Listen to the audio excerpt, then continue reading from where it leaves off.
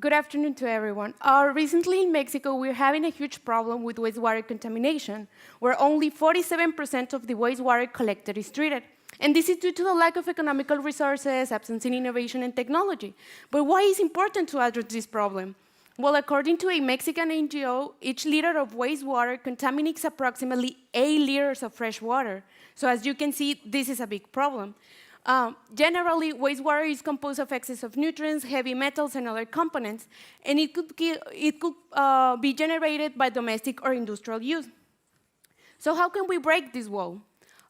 There is a method called factory remediation, which consists in the use of living plants to absorb, remove, or extract contaminants from the soil and the water.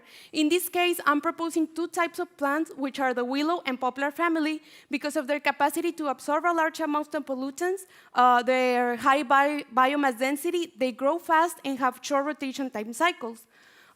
So if we make a little comparison between phytoremediation and a conventional method to decontaminate the water, we can see that the phytoremediation is almost half the cost of any conventional method. So what happens once we apply phytoremediation to decontaminate the water? What happens with all the waste we generate? So this waste can be used to produce energy. We can use all this waste to produce energy by the combustion of all the organic matter. This way of producing energy is called biomass energy.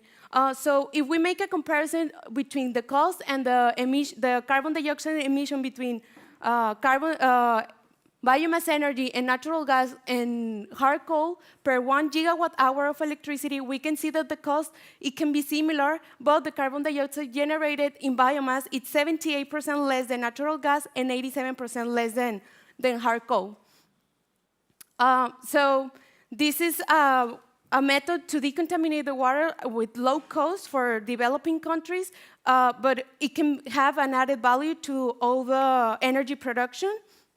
And so I'm from a city in the north of Mexico where we do not have access to a large amount of water.